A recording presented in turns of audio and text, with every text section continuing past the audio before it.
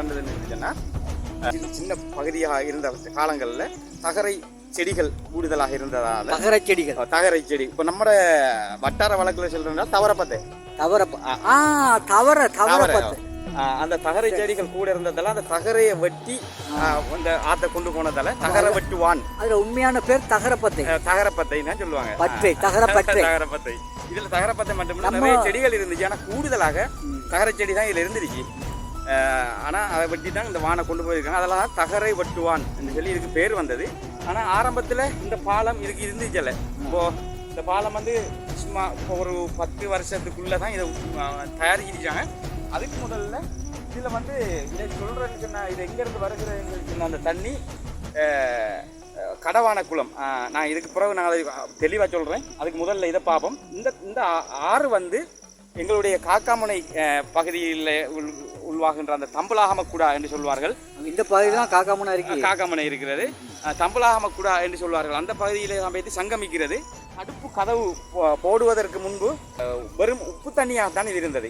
இது வந்து இந்த தண்ணி வந்து எந்த இடத்துக்கு போகும்னு சொல்லி சொன்னால் உப்பு தண்ணி இதில் இருந்து பெருக்கெடுத்து வர வெள்ளம் அதிகரிக்கின்ற பொழுது, அதாவது உப்பு தண்ணி வெள்ளம் அதிகரிக்கின்ற பொழுது எங்களுடைய மங்கு பிரிட்ஜ் பாலம் இருக்கிறது அல்லவா, அந்த இடம் போக மட்டும் இந்த உப்பு தண்ணி செல்லும். அதன் பிறகு மங்கி பிரிட்ஜ் குரங்கு பாலம்னு தான் அதுக்கு அந்த காலத்தில் பேர் வச்சிருக்காங்க. அந்த பாலத்துக்கு போக மட்டும் உப்பு தண்ணி ஊடுருவி செல்லக்கூடியதாக இருந்தது. அதன் பிறகு மக்களுடைய நலன் கருதி இந்த தடுப்பு அணை ஒன்று கட்டியிருக்கிறாங்க. அதை தெளிவாக பார்க்கக்கூடியதாக இருக்கும். வான் கதவுகள் இதில் கிட்டத்தட்ட ஒரு 10-15 கதவுகள் இருக்கிறது.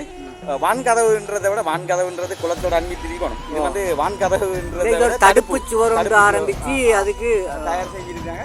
இந்த இதில் மட்டும், அதாவது இந்த தடுப்பு சுவர் வர மட்டும் உப்பு தண்ணி வந்து நின்று அதுக்கு அங்கால போகக்கூடியதாக தெரியாது. அடுத்தது இதில் நிறைய பேர் பயன்படுறாங்க. இதில் உள்ள சிறப்பு என்னன்னு சொன்னா, உப்பு தண்ணி பசின்னு சொன்னீங்கன்னா தடுப்பு சுவர், அதாவது ஆரம்பத்தில் உப்பு தண்ணி நம்ம இந்த பகுதியிலேருந்து ஊடுருவி சென்றது. அதாவது காலம் ஒன்று வரும். இப்போ வந்து நம்ம மழை காலங்கிறதுல தண்ணி வருவது இப்போ வந்துட்டு இருக்கு. மழை காலங்கிறதுல அந்த நல்ல தண்ணி வந்துட்டு இருக்கு. உப்பு நீர் இங்க இருந்தா போகும். அந்த கடல்ல இருந்து சில நேரங்கள்ல தண்ணி ஓட்டம் குறைகின்ற போது இந்த திசையிலிருந்து வரும் தண்ணி, அதாவது நல்ல தண்ணி குறைகின்ற பொழுது அங்கிருந்து கடல்ல இருந்து பெருக்கெடுத்து வந்து மங்கு பிரிட்ஜ் பாலம் மட்டும் அந்த உப்பு தண்ணி போகக்கூடியதாக இருந்தது ஆரம்ப காலத்துல. இப்ப இந்த தடுப்பு சுவர் போட்டதால உப்பு எந்த டைம்ல நம்ம வந்து பார்த்தாலும் உப்பு தண்ணி இந்த இடத்துலயே மட்டுப்படுத்தப்பட்டிருக்கு. அதுக்காக நல்ல தண்ணி இருக்கும். ஆனால் நிறைய மக்கள் இதை இந்த பகுதியில் பார்த்த வளர்ந்து சில இடங்களில் விவசாயம் செஞ்சுருக்காங்க. இந்த தடுப்பை வச்சு தான் சில பக்கம் விவசாயம் செஞ்சுருக்காங்க. இதை நினைச்சா இங்கே இருக்கின்ற மக்கள் இது வழியே அதாவது இந்த பகுதி வந்து கப்பல் துறைக்குரியது, அந்த பகுதி முக்கியமானக்குரியது. இவங்க இங்கே இருக்கின்ற மக்கள் நினைத்தால் இந்த தண்ணியை நம்ம பிரயோஜனமாக பயன்படுத்த இயலும். இன்னும் நம்ம இந்த தண்ணியை கப்பல் துறை பகுதிக்கோ அல்லது முத்துநகர் பகுதிக்கோ மீண்டும் நம்ம அதை அங்கால ஊடுருவி, அதாவது அந்த ஆறு வெட்டுவதன் மூலம் அல்லது தடுப்பை கொஞ்சம் அதிகரிப்பதன் மூலம் அந்த பகுதிக்கு நீரை கொண்டு சென்று இன்னும் பயன்பெறக்கூடியதாக இருக்கும். 3 போகம் அறுவடை செய்யலாம் என்பதையும் நாங்கள் மக்களுக்கு இதை சொல்கிறோம். நீங்கள் உங்களுடைய கையில் தான் இருக்க, நீங்கள் செய்யலாம் இதை. அதுபோக இந்த தண்ணி எங்கேருந்து வருகிறது நான் ஆரம்பத்தில் கூறியிருந்தது வந்து இந்த தண்ணி கடவானை குளத்துல தான் இருந்து வருகிறது. கடவானை குளம் அதாவது மங்கு பிரிட்ஜுக்கு மேல இருக்கிறது. கிட்டத்தட்ட நாங்க இப்ப இருக்கிற இடம் வந்து எங்களுடைய கடல் பகுதியில இருந்து பார்க்க போறோம்னு சொல்லி சொன்னா ஒரு 2 கிலோமீட்டருக்குள்ளதான் நாங்க இருக்கிறோம். இப்ப நம்ம நிக்கிற கடலுக்கு நம்ம இடத்துக்கும் நம்ம அந்த தண்ணி போய் உழுகுன்ற அந்த கலக்குன்ற அந்த இடத்துக்கும் 2 கிலோமீட்டர் உள்ளதான் வரும். ஆனால் இந்த தண்ணி எங்க இருந்து வருகிறேன்னு சொல்லி சொன்னா இன்னும் 10-12 கிலோமீட்டருக்கு அப்பால் இருந்து வருகிறது. இந்த தண்ணி அங்கதான் அந்த கடவானை குளம் இருக்கிறது. இதுல இருந்து 10-12 கிலோமீட்டருக்கு தொலைவில் தான் கடவானை குளம் இருக்கிறது. அந்த இடத்துல இருந்து தான் அந்த தண்ணி வருது, இங்க வருகிறது. ஆனா அந்த கடவானையிலிருந்து வருகின்ற தண்ணீர் அந்த 12 கிலோமீட்டர் இருந்து வருகின்ற அவ்வளவு தூரத்திலிருந்து வருகின்ற தண்ணீரும் எந்த ஒரு பிரயோஜனம் இல்லாமல் தான் வருகிறது. நாங்கள் யாரும் பயன்படுத்துறதும் இல்லை, பயன்படுத்துறதுக்கு யாரும் இல்லை. அதுக்கான ஆலோசனைகள் பெறதுக்கான வழி வாய்ப்புகள் குறைவா இருக்கு. என்ன காரணம்னு சொல்லிச்சா அந்த பகுதி இந்த மங்கு பிரிட்ஜுக்கு அங்கால ஆக்கள் இல்லை, குடி இல்லை, காடு வனம் அப்படி இருக்கிறதால அந்த இடத்துல அதை பயன்படுத்துறதுக்குரிய யாருமே இல்லை. ஆனா இந்த இடத்துல பயன்படுத்த முடியும். இந்த குறிப்பிட்ட எல்லையில பயன்படுத்த முடியும். மக்கள் சிறப்பாக இதை தண்ணி எப்படி பாய்ந்து செல்கிறது என்று. மிக கடுமையான வேகத்தில் தான் தண்ணி வருது. இந்த குளத்துக்கு பேர் வந்து குளம் என்ன இந்த தண்ணி இந்த தண்ணி பாய்ந்து வருகின்ற அந்த குளத்துக்கு பேர் வந்து கடவானை குளம். கடவானை குளத்துக்கு தண்ணி எங்கேருந்து வருது? அது மழை நீர். இது ஒரு அழகான ஒரு கேள்வி. இது மழை நீர் தான். இது எப்படின்னு சொன்னால் கடவானை பகுதி வந்து ஒரு காடு நிறைஞ்ச ஒரு பகுதி. அதுதான் கடவானைன்னு சொல்லுவார்கள். இதில் விழுந்தானாங்க. சரி, அப்படியா? பயங்கர ஆழமாக இருக்கு. சரியான ஆழம். போகாதீங்க. அது வந்து இப்போ அந்த பாலத்தில் அந்த புது தன்மையை பார்த்தா விளங்கும். மதகு மாதிரி விளங்குது. இதுதான் ஆரம்பத்தில் உள்ள நாங்கள் ஆரம்பத்தில் காட்டியிருந்தோம். புதிய பாலத்தில் இருந்து காட்டியிருந்தோம். இதுதான் அந்த தடுப்புக்கு வான்கதவுன்னு சொல்லி அந்த கடவானையிலேருந்து வருகின்ற தண்ணியை மறைச்சு அந்த செய்கின்ற இடம்னு சொல்லி இதுதான் ஆரம்பத்தில். அந்த பாலம் போடுவதற்கு முன்பு என்ன செஞ்சாங்கன்னு சொல்லிச்சுன்னா மக்கள் இதைத்தான் பயன்படுத்தினாங்க இந்த பகுதிக்கு செல்வதற்கு.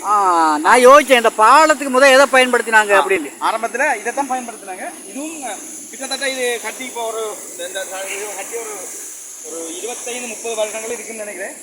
இதைத்தான் ஆரம்பத்தில் பயன்படுத்தினாங்க. ஒரு 25-30 வருஷத்துக்கு மேற்பட்டது. அதுக்கு முதல்ல இதையும் பயன்படுத்தினாங்க. தண்ணி குறைகின்ற டைம்ல அது பகுதியாக நடந்து போய் அப்படி போயிருக்காங்க. கவனம் பின்னால வாங்க, நம்ம அங்கே கொஞ்சம் முன்னூறு போய் பார்ப்போம். இந்த தண்ணியினுடைய லெவலை பாருங்க எப்படி இருக்குன்னு சொல்லி. இந்த பகுதியில் தண்ணி மட்டம் எங்கே இருக்குன்னு பாருங்க. நல்லா அதை நம்ம எட்டி தொடக்கூடிய அளவுக்கு இருக்கு. இந்த பக்கத்தில் தான் இருக்கு. வெட்டி தொடக்கூடிய அளவுக்கு இந்த பகுதியில் இருக்கு. நல்ல சத்தமா சரியான சத்தமா நீர் பாய்ந்து செல்வது. இயன்றிய அளவு நாங்கள் தகரவட்டுவானை பற்றி பார்த்துட்டோம். இதில் மிகவும் சிறப்பு என்னன்னு சொல்லிங்கன்னா விவசாய நிலங்கள் நிறைய சும்மா தான் இருக்கு. நிலங்கள் சும்மா தான் இருக்கு. ஆகவே பயன்படுத்தலும் இந்த நீரை பயன்படுத்தலும் அவங்க நினைச்சா பயன்படுத்தி பயன்பெறக்கூடிய அளவுக்கு கையில் இருக்கு. இதை பயன்படுத்துறதா இல்லையான்னு சொல்லி இங்கே பாருங்க. அந்த வேளாண்மை செஞ்சிருக்காங்க பாருங்க. இருக்குது எல்லாம் பயன்படுத்தக்கூடிய மாதிரி மக்கள் முடிவை செஞ்சு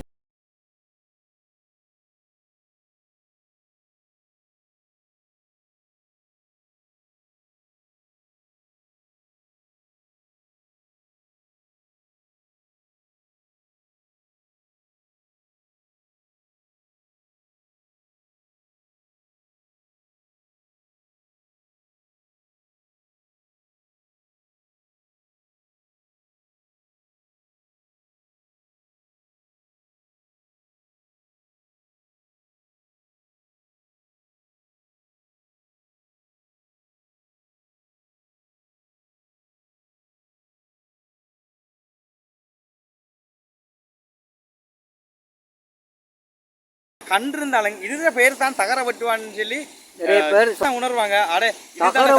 தகர வெட்டுவான்டா என்ன அப்படின்னு.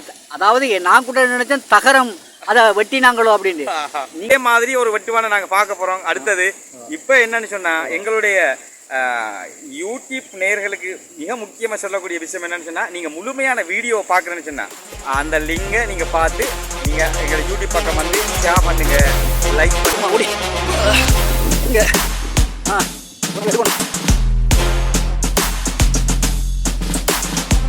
பார்த்துக்கிறீங்க.